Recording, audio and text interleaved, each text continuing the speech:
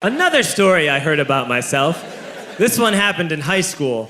We had this teacher in high school whose kid went to our high school. His name was Mr. McNamara, and his son Jake McNamara went to our high school. He was a sophomore when I was a senior, so he was 2 years behind me. And Mr. McNamara was an asshole. And one weekend, he and his wife decided to leave town, which you should never do if you're an asshole. And Jake McNamara decided to throw a party at the teacher's house. Hooray!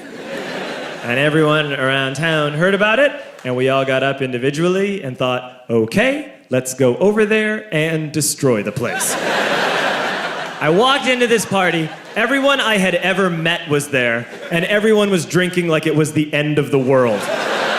People were drinking like it was the Civil War and a doctor was coming to saw our legs off. It was totally unsupervised. We were like dogs without horses. We were running wild. I walked down to the basement. They had a pool table in the basement. One dude took a running start and threw his body onto the pool table and broke it in half. Another kid found out which room was Mr. McNamara's and went upstairs and took a shit on his computer. So the party was going great. I'm standing in the basement and I'm holding a red cup. You've seen movies. And I'm standing there and I'm holding a red cup and I'm starting to black out. And I guess someone said like, something police.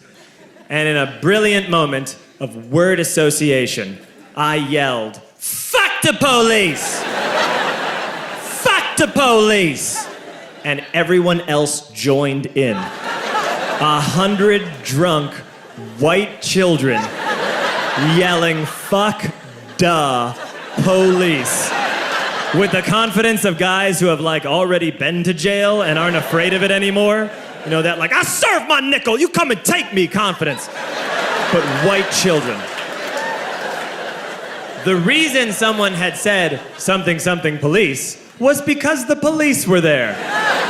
So a Chicago police officer walked down the stairs and got to the bottom in the basement and looked out over a sea of drunk toddlers yelling, fuck the police, in his face.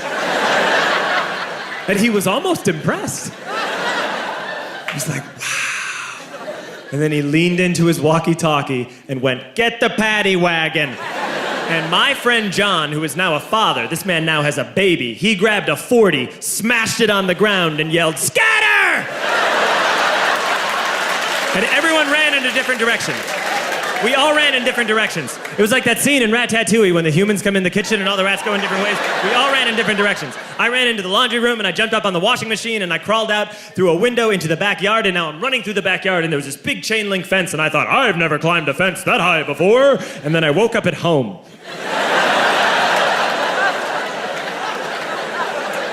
On Monday, I went to school because that's what we did back then. And I'm walking into the school building, and who do I see but Jake McNamara?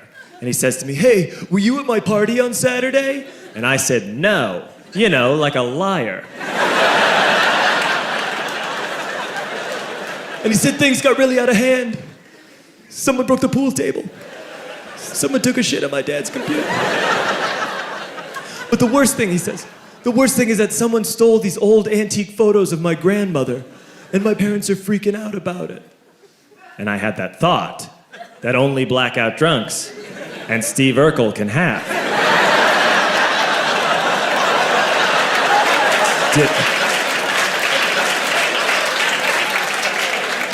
Did I do that? I figured, no, I wouldn't have done that. But I was never sure until 2 years later. Relax. I'm playing video games with this kid named Alex that we also went to high school with. 2 years later, we've graduated by now. We're playing video games for a couple hours. And then Alex says to me, hey, come here, I want to show you something. And he takes me into his bedroom. And then he takes me into a side room off of his bedroom. Never a good thing to have. And he shows me a tiny room that is covered wall to wall in stolen antique photos from different people's parties over the years.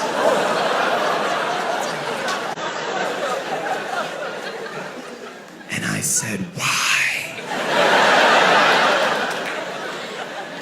Why do you do this? And Alex said, because it's the one thing you can't replace.